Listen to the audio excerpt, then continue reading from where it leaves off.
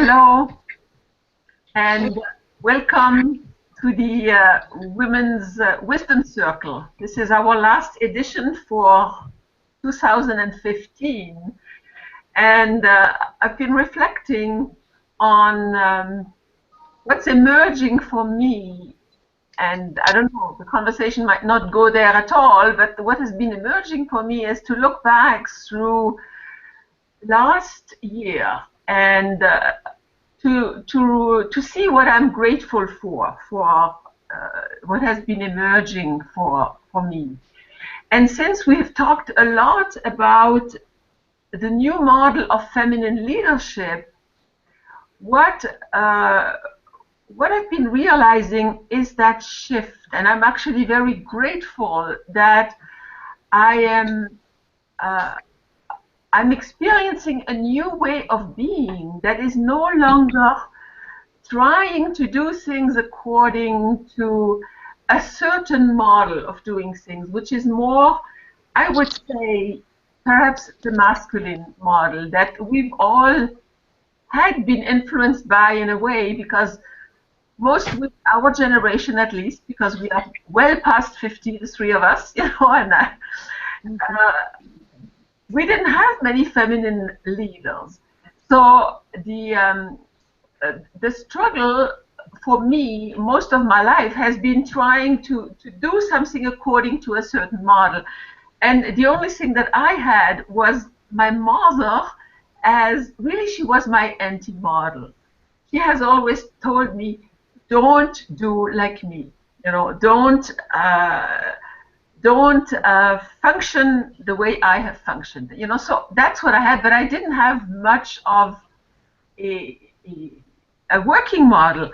And really most of my life has been about deconditioning or unconditioning myself from the inherited programs and creating space to be more and more who I really am, and not trying to be something that somebody else wants me to be for whichever reason, at any level. So that's kind of what came out of my own reflection a little while ago, when I thought, well, what am I going to be starting the conversation with, at least, And the other topic that I thought would be interesting is like, what is emerging for next year? What are we perhaps individually and collectively trying to give birth to? At our own pace, because that's what's emerging for me. Not putting that pressure on myself to do it a certain way and at a certain pace, because that's also that outside model that you've got to do it in a certain way and at a certain pace. So that's also what's been emerging for me. So perhaps what we can do is a short little guided centering meditation, and you let me know what is emerging, and if something else is emerging, we'll talk about something else. That's fine with me, So let's just take a moment to connect the circle. Perhaps closing our eyes and taking a few deep breaths.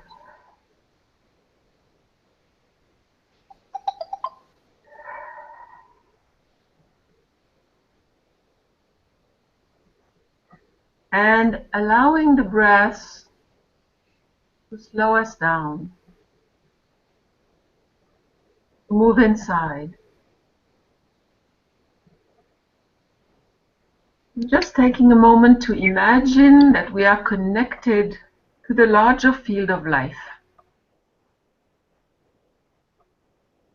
Perhaps starting to imagine our connection to the earth through our feet, imagining a pair of roots grounding us deep down into the earth and allowing that energy from the earth to move into our body and to help with that grounding and centering. And also imagine the other part to which we are connected, which is that universe that is all around us, that we are a cell of, not just a cell of the earth, but also a cell of the universe. And perhaps allowing that conscious connection to the universe to shine a light down onto the top of our head, and allowing that light to move through us, like, that backbone of light, that central column of light, that is really who we are. We are much more than we think we are. And allowing that light to connect to the center of the earth. And from that space of connection, taking a moment to connect to our heart and check in what is emerging through the heart space. And allowing our connection in cyberspace to inform what is emerging that wants to be expressed to us, to the energy field that we are creating in that virtual circle.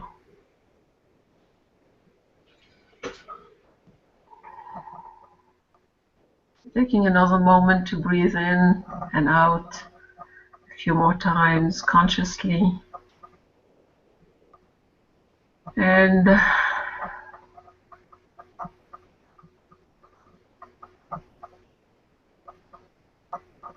gradually coming back to the room where you're sitting in your respective city, and gradually coming back to normal consciousness. And whenever you are ready, opening your eyes and coming back to the room, to the virtual room, and expressing what emerges for you.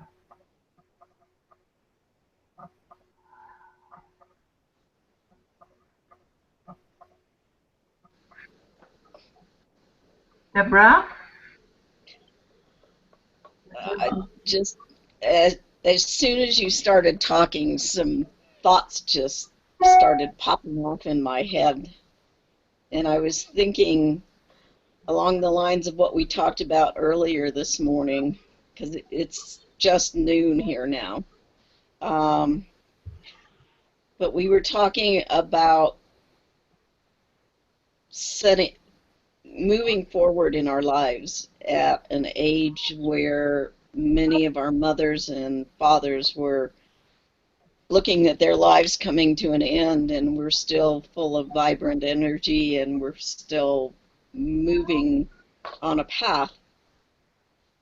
And the thing that popped into my head was something that I realized many years ago, that my mother didn't have the chance to take advantage of some of the opportunities that were presented to her. So I saw her many times living vicariously through me. And as you were leading us in the meditation, it occurred to me that we have an opportunity as women of wisdom to be the pioneers, to lead the next generations of wisdom, or next generation of women, along a path that has still not been explored. And maybe for some of us, as we're doing that, it feels like, oh, we're moving into uncharted territory, and we have to be mindful of what's ahead. And then there's also that stepping outside of your comfort zone to get into that territory. And so what emerged for me is to grab a hold of that idea of us being the pioneer women in a different way than the pioneer women who came across the U.S. A couple of centuries ago, and to really realize that we can set a different stage for women as they walk through their lives. So that whole piece just kind of fell together for me. Mm. Yes, yes, and exploring that space together, because it's very hard to generate a a new way, and that's really also what the circles have been for me, exploring um, the the, um, giving ourselves in a group permission to for radical self-care, because that goes Hmm. against the the many programs that we have inherited, that you have to take care of everybody else and somebody is going to take care of you in exchange, which is not always the case. Learning to take care of your needs and fulfilling those needs doesn't mean that you are selfish and you're not going to take care of other people around you. Very often misunderstood, that notion of radical self-care. But if you are not in balance and healthy and whole, how can you really help anybody else? It's almost like the, um, the basic learnings that many women and many men also have to learn. There's, it's like we have so many programs, conditioned programs, that tell us otherwise, that this is, I think, learning to take care of our needs and identifying those needs and then learning to express them and then take care of them is a real journey in itself, at least one that I had to take, to get to a place where I I am in harmony with myself right now, not in that impression that I have missed the boat, which I've had for a long time, because trying to do something that it was not necessarily my journey.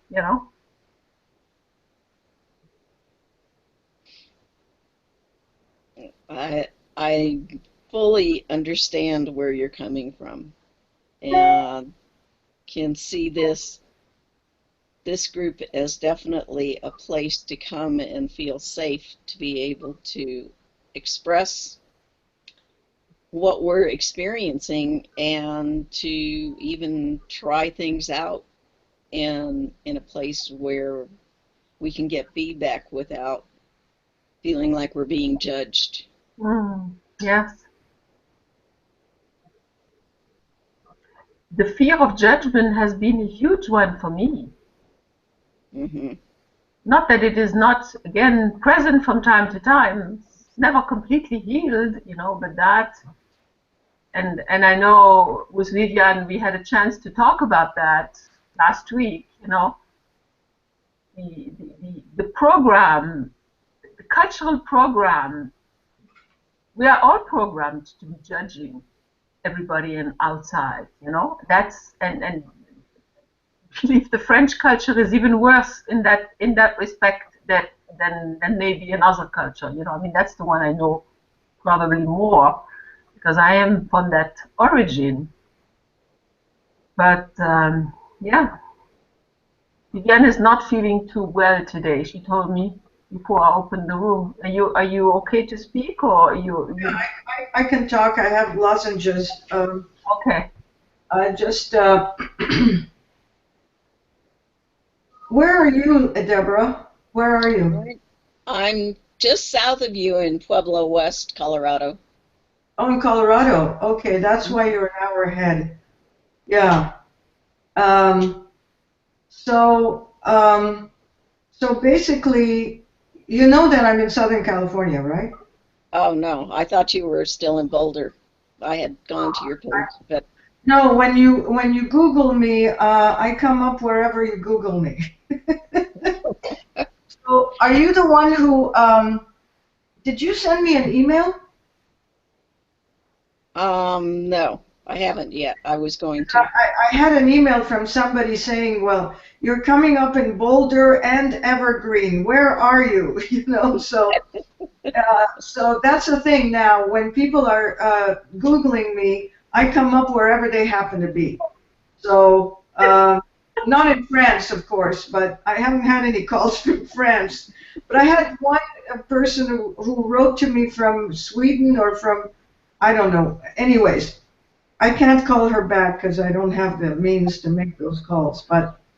Um, but you know, when you talk, Aline, about judgment, and I've had 36 years of meditation, a very strenuous meditation in which I've been meditating twice a day, 2 hours a day minimum. When I first started 36 years ago, I was meditating 3, 4 hours a day, Mm. even when I didn't have the time, because I found that and this is an assiduous meditation from the Buddhist tradition. It's an open-eyed verbal meditation. And when I first started to do it, I had so much skepticism about everything, about whether it would even help me in any way. And now I can attribute my entire life to it. And to the fact that I was able to develop and invent a healing method. Um, so it's really been an inner companion that has helped me to develop myself. So I went through these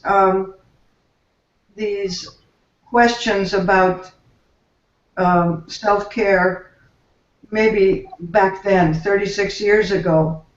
I also found that when I was doing this, and this is going to sound probably controversial, um, so tell me if it insults your religious nature. Um, but basically, I started having spontaneous past life regressions. And not, and at first, I didn't know what was going on because they were spontaneous. And after a while, I realized that it was me that I was seeing in a previous lifetime. And that it was showing me, this meditation was helping me by showing me. And by the way, when I first started to meditate, I didn't believe in previous lifetimes. I didn't have any beliefs. I was open in the sense that I've been brought up with the three religions of the Middle East, and I'm French in origin myself, and so the culture also influenced me. The French culture had influenced me for so long as well, which is very strict in terms of judgment. so, um, so, anyways, the point is, it showed me my patterns for centuries. Showed me my own patterns, not just in this lifetime, but for centuries. So I was able to grab hold of those patterns and to change them for myself, and then to eventually help others to change themselves. Not because I do any past life regressions well, I do past life regressions when they're asked of me, but I don't have to do that with any of my patients because one life is enough issues. One life is enough to deal with. Um, so it's not necessary to go back in time. But um, when I was trained in this lifetime as a psychologist, I realized I wasn't helping anybody to heal.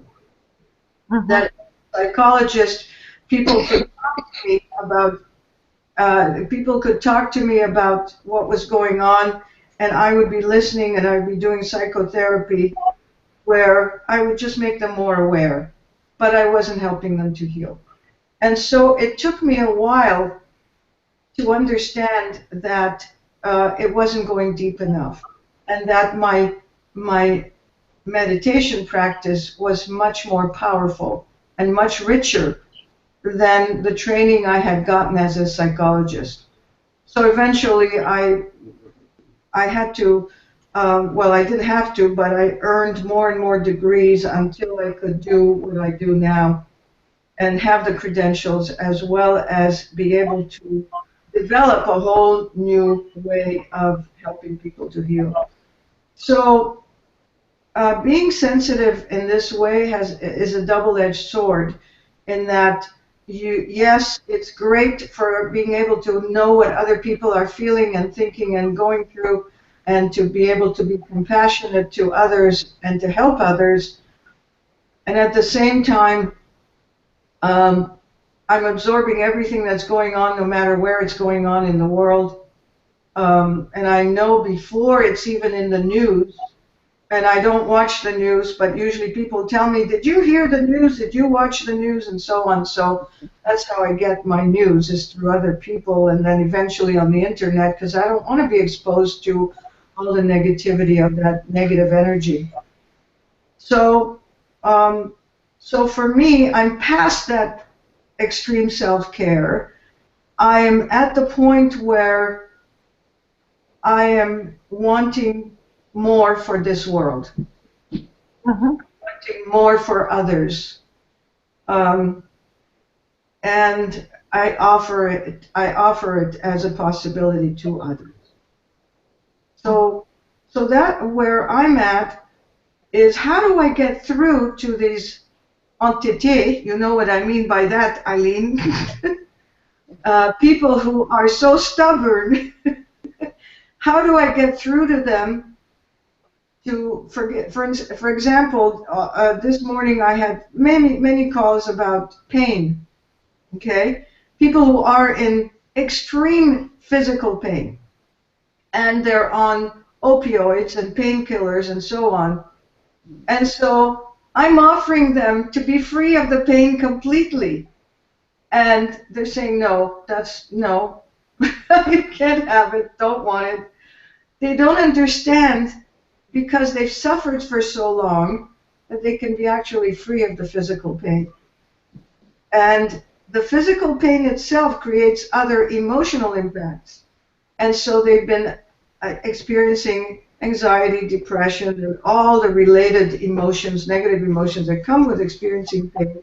And on top of it all, having side effects from pain medications and painkillers. So it's really a tough thing to get across to people, that you're here to make a difference in the world, as opposed to taking advantage of them. And especially the American way is to think, everybody's a quack out there, everybody wants my money, everybody's out to get me. That's not how I work, you know. And in fact, when I tell people, I don't necessarily take on I turn away more people than I take on, because I know this isn't going to be something they're going to let me do. So anyways, to make a long story short, that's where I'm at, in trying to reach other people, get through to them that they can heal. If they're only open to it. I hear you, and what's coming up for me is to get through to people. People have to first become aware of the multitudes of ways that they have been conditioned and programmed. Yes. And that's, you know, the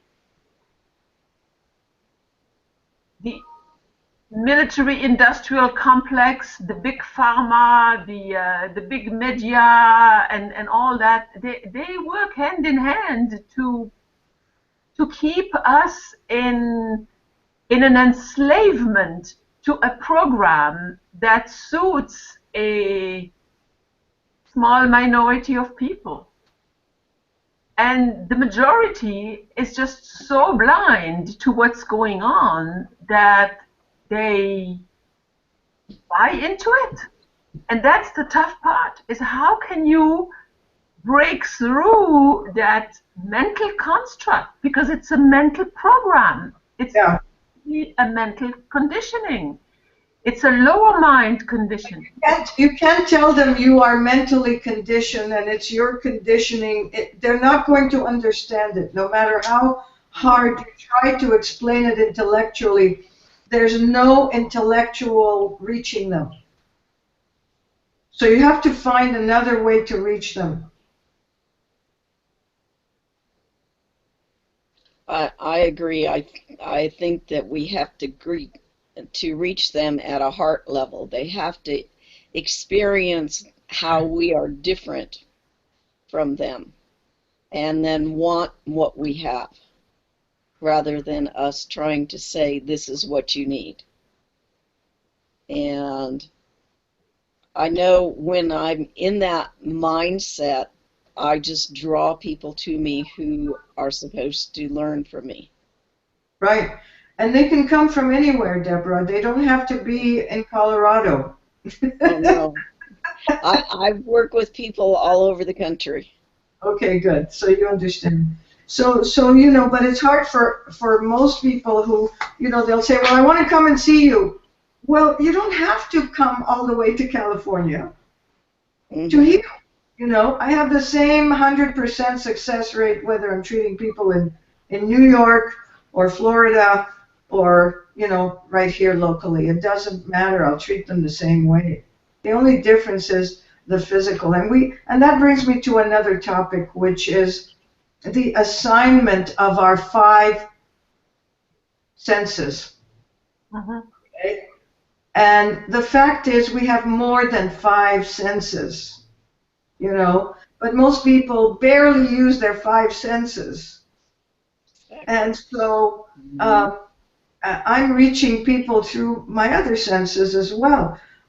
And the conditioning has been to believe only what you can touch and feel and see. And that's not always the case. You know, I started to heal things when I accepted the non-locality and the you know the connection at a distance, because I had experiences of sending energy and being able to tune into somebody else at a distance and be able to have accurate information. So that started to unravel.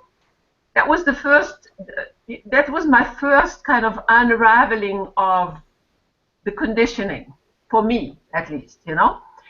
Having direct experiences of feeling energy and sensing energy at a distance and being able to acquire pictures of what's going on, you know, and wasn't always sure whether it was accurate, but still the fact that I had this experience kind of opened up a veil that before I, you know, when you because part of the conditioning is that we are material objects, not objects, but we are matter, you know, and really we are not.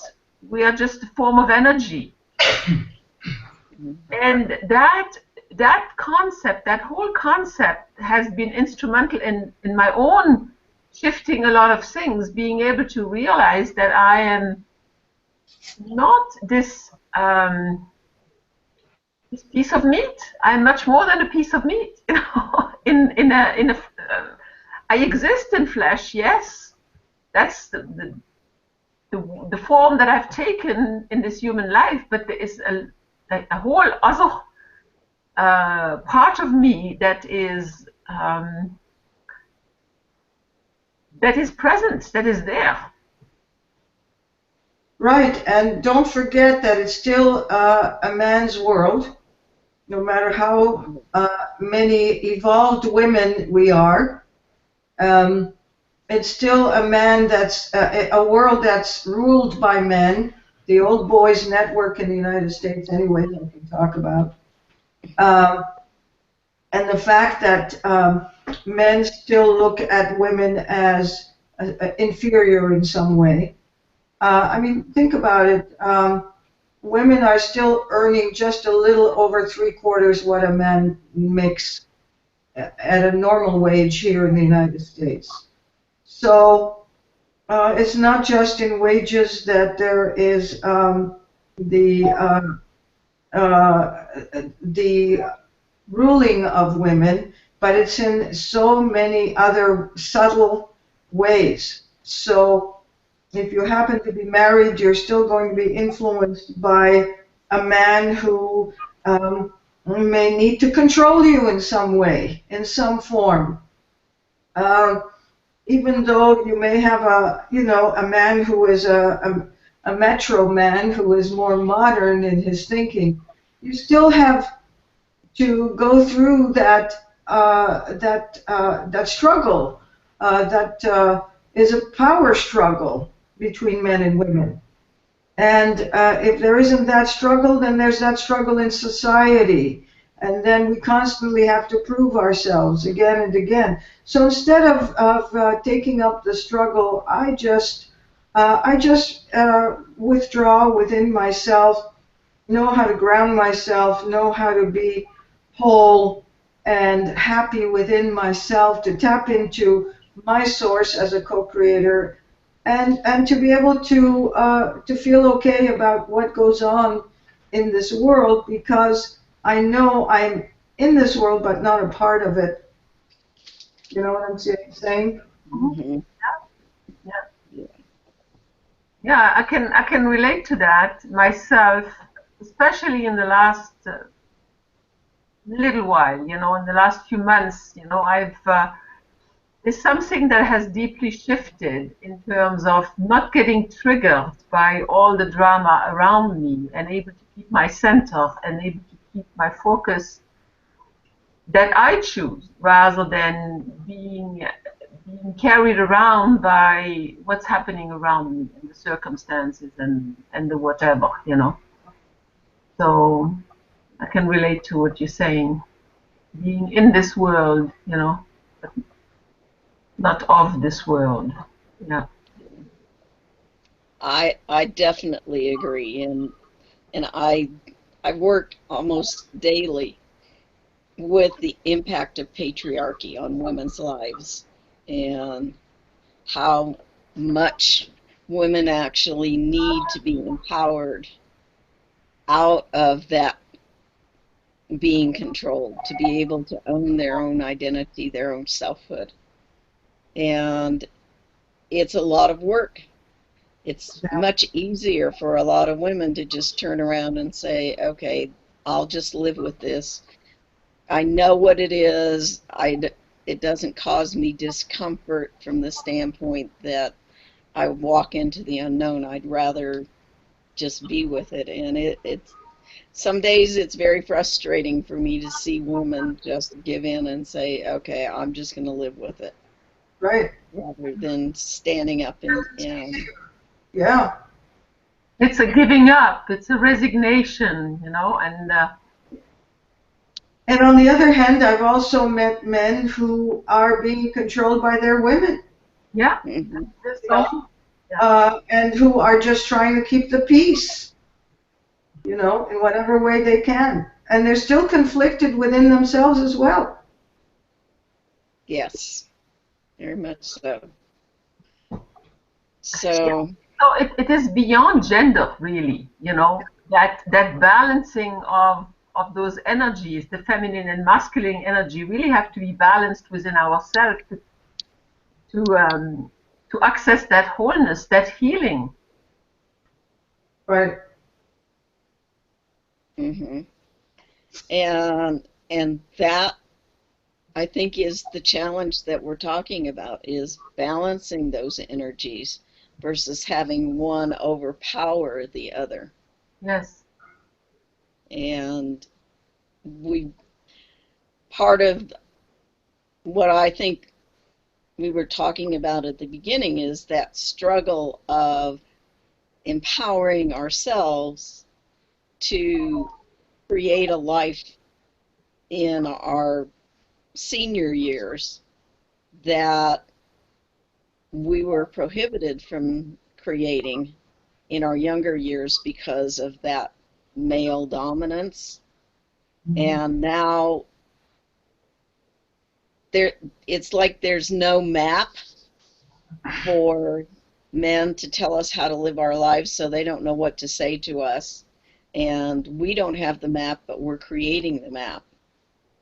And part of what we're saying is we want to balance that feminine and masculine within ourselves. Mm-hmm. And Yeah. Yeah, that map is really emerging from guidance when you are listening inside rather than being lost outside in the many voices that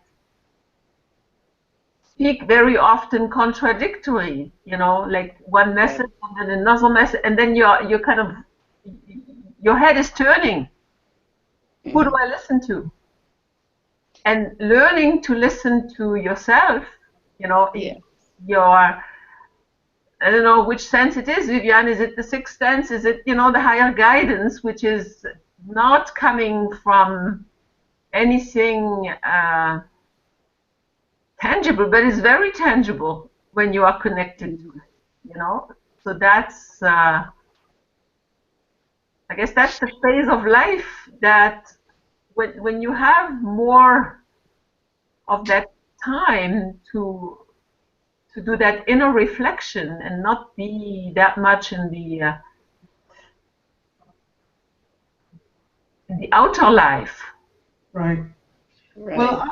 I was fortunate in that I grew up with two grandmothers who were very influential in my life, so it was more of a matriarchal society for me in terms of being very close to my mother, my two grandmothers, and both grandmothers were very different and from each other, and at the same time very different in their way of being in the world. My father's mother had taught herself seven languages and could read in seven languages, Mm. and was a voracious reader and had a photographic memory where she could remember books, especially when she was older and blind from cataracts. And in those days, they didn't indiscriminately do the surgery. She would recall books she had read in her youth and turn the pages of the book and actually reread those books in her mind. That's what kept her active to the day she died when she was 96. Wow. She encouraged me to go to university, and I was the first one to go ahead and get a higher education in my family. And she had finished high school, and my parents had finished high school. No one had gone on because it was more practical to have a job and to earn a living and so on. And although my father was not rich enough to send me to university and to pay for my college education, especially to pay for my graduate degrees, I had to work while I was going to university. I had to work while I was studying and to pay for all my degrees. But it helped me to feel self-reliant and to know that I had done it myself, not to have had to lean on anyone. But it's really interesting how it's come full circle now that I'm here in the middle of the high desert with for your information, Deborah, I just lost my dearest friend of 25 years who had been my whole family here. And my family's gone now. So she was like the closest thing to a sister that I've ever had.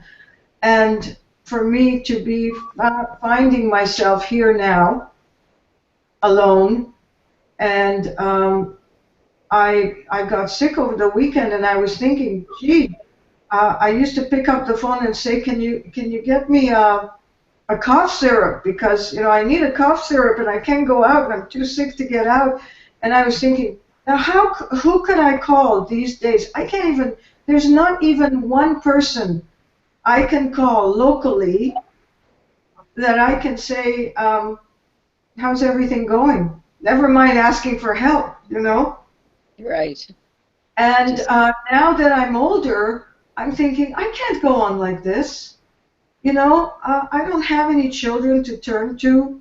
Um, at one point, I had stepchildren that I thought I was going to help raise, and they disappeared. And so here I am being faced with my own mortality and thinking, where the heck am I going? Do I need to get into one of those places, those communities that are for 55 plus, so that at least I can feel that there are other people that I can turn to if I need to, that there are social clubs and so on. I have no social life. I just work and stay home, you know.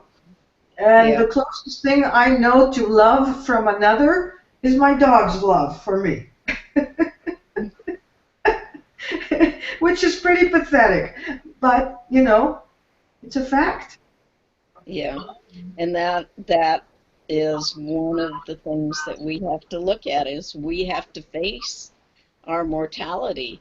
And I've looked at that a lot in the last few years. And my husband had a cousin that died a couple of months ago who was actually my age. And I'm looking at that and going like, I have way too much in my life to experience to be ready for that point. Yeah. And my friend passed away from cancer in 2 months. She was healthy and strong and 58. You know, um, I would never have imagined that this could happen to her, and I never imagined my life without her. So it's very difficult, very very difficult. So um, it's sort of, I guess, it's sort of like a wife who loses her husband and suddenly is faced with the world being by herself. But usually, wives who lose their husbands have children, grown up children who can take care of them or help them along. So it's a whole different world I'm facing. And I guess it's going to be more and more prevalent in our age, in our society, in this world, Mhm. because we have created cells of independence and withdrawals from the world. More and more people are connected through the internet, through their cell phones. I mean, everywhere I go, I see people sitting at tables together, and all of them are on their cell phone. They're not even talking to each other. They're not even looking at each other, communicating. What the heck is happening in this world? Well, well, we have these intermediaries to help us communicate, and I know that's even in Pueblo. What I've done is I've connected myself up with the metaphysical community here. Oh, good, there is one? Yes. Wonderful. See, there's nothing like that here. I'm in redneck country. Nothing, nothing, except, people with guns. Yeah. Well, and it's really interesting because I mean we have that juxtaposition here. We're a very small community compared to the big gun community here. Okay. But but I do understand that because I've been looking at moving to where my daughter is, knowing I mean it's just a very clear realization that she won't have much time for me. Oh, because she's working and she has her children and her grandson, and she has a very busy life. where does she live? She lives in North Carolina, out, Oh, that would be outside of, quite a change from Colorado to North Carolina. yes. But one of the things that I've done is I've looked on the internet to see, where are the metaphysical people in that area? Where are the art people in that area? Because I do paint and I want to stay connected to that community as Right? well. Yeah, And and it's one of the things that I know intentionally I will have to do the reaching out to get to know those people. right. And I tend to be like you are. I'll sit at home, I'll work, I'll do my thing and not get out there. And Yeah, yet I know that I can't just depend on my daughter and granddaughters to be there for me, that I have to make a life for myself. right. Is your husband active also in the metaphysical community? No, he's not. He is a clinical social worker, but he's very much grounded in the the male model. Is he? But he's a Yeah, social worker, so there has to be a heart connection here, which yeah, is there important, is. very important. And he's still working, although he's going to have to retire before the middle of September in order to not interfere with his Social Security. And I'm already talking with him about what can we be doing with our lives at that point. And one of the things that we've invested in is a travel trailer that would allow us to go and do some traveling around the country and do that comfortably.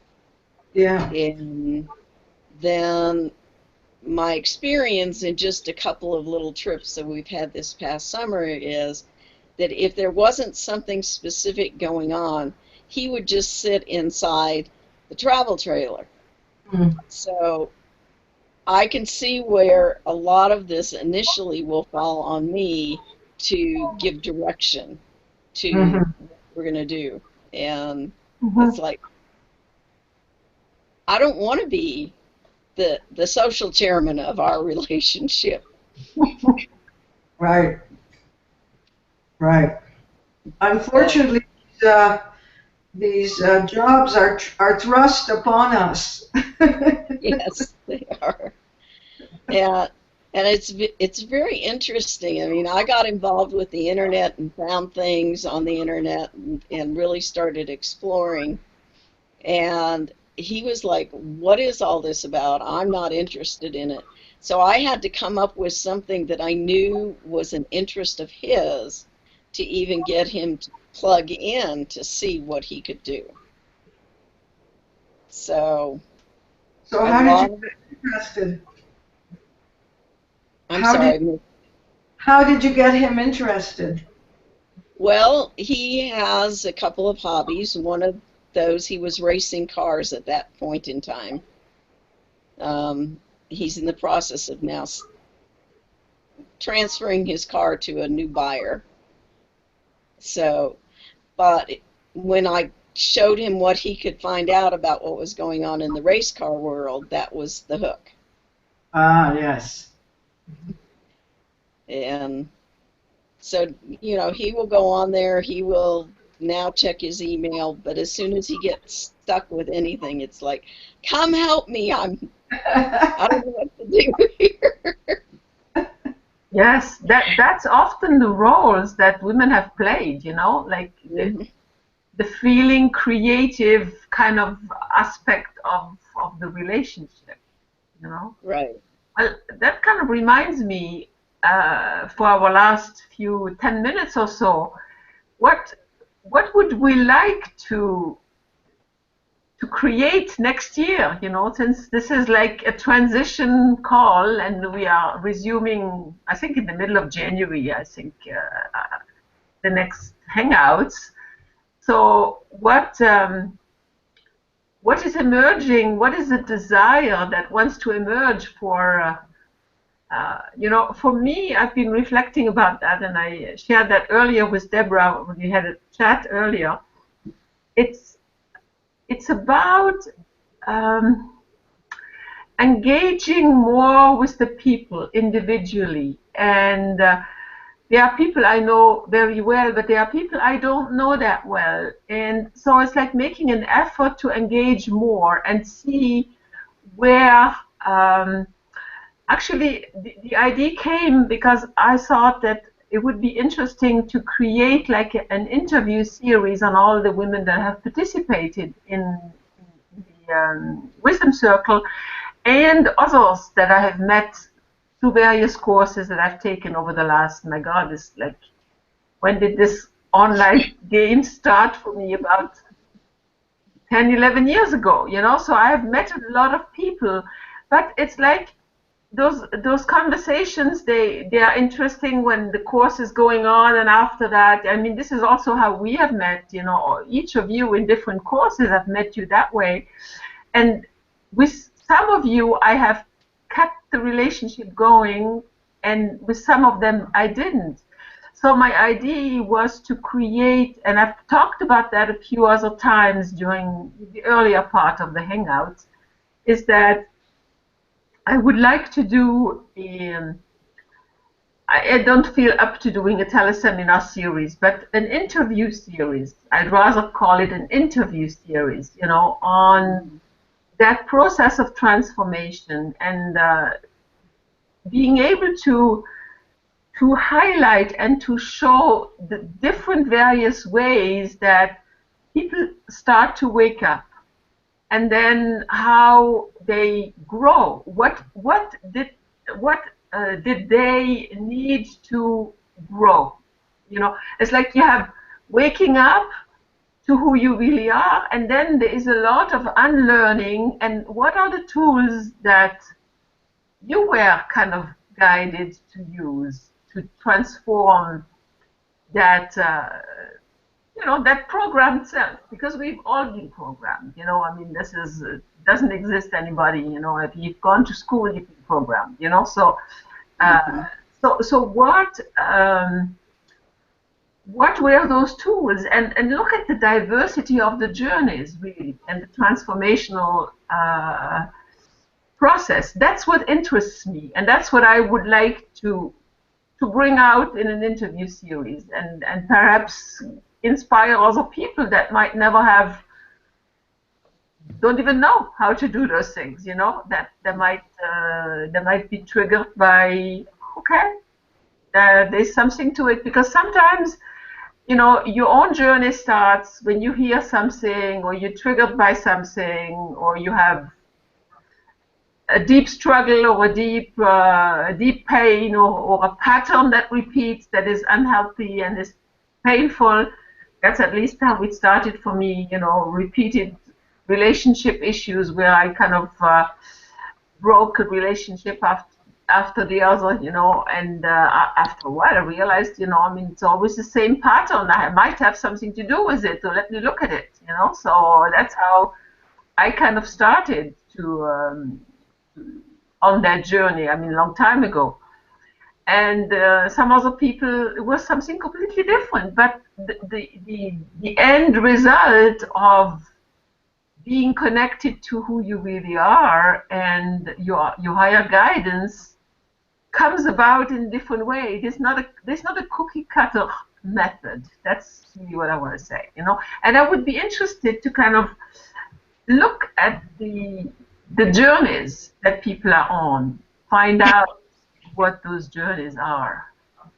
That would really interest me, to do that. So I have to see how I will get it started, and probably will not do it publicly at start. I might do it on Hangouts, but not public, but unlisted. And then see how how that evolves. That's for me. That's what I would like to kind of be doing, And it's also I also see it as a contribution to highlighting a diversity of transformation that exists in the world, and hope to inspire some people to take on that journey. Well, there are a lot of people women who have actually started as interviewers, um, and who have been making a very good living at doing that, promoting other people's methodologies or books or whatever they're selling. And they become big names. As you know, you get the same people sending us emails who have, a whole series that they're doing this week and that week and so on. And it can take up so much time to just sit in on these conferences. But the point is, they make it into they've made it into a big business, And if that's what you're interested in, Aline, you could do that, and you could make a living at it. And at the same time, you're promoting other people. But people will not come and be interviewed unless they have something to sell, Unless they have a reason for doing this. In terms of, I don't have anybody supporting me, so I have to be very conscious and aware of earning a living and not wasting my time, so to speak. Not that I would be wasting my time with you, of course not, but and I enjoy spending time in these circles that you've had for a while now. It's just that if you're going to have if you're going to interview people just to give their story, other people may not be interested in that. You know what I'm saying?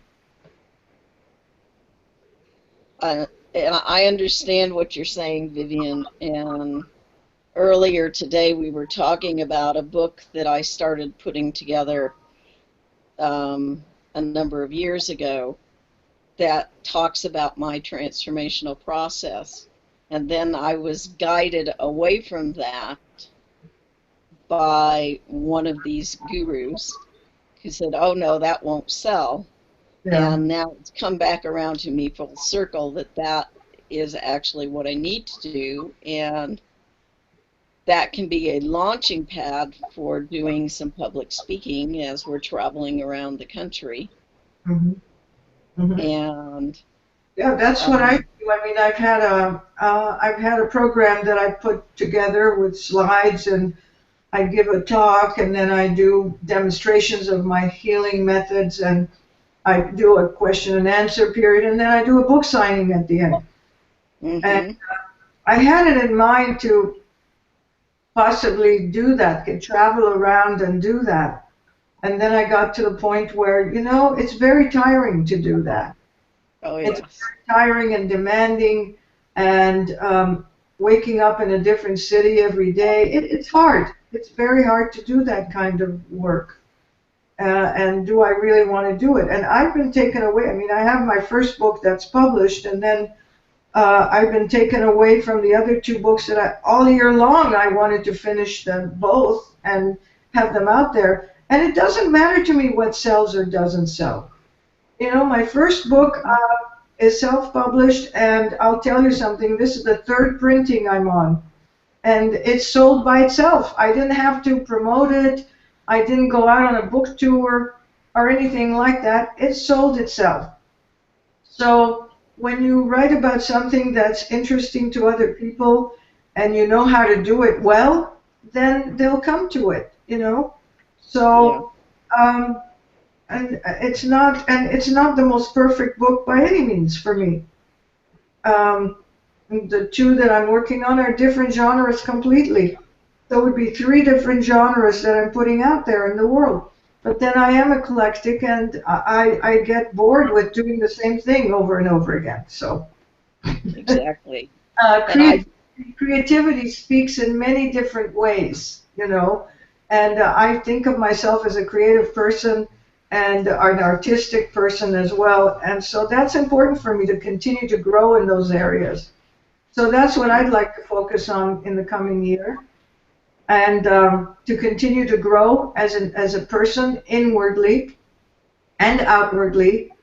And I'd like to establish more connections with other people on a deeper level.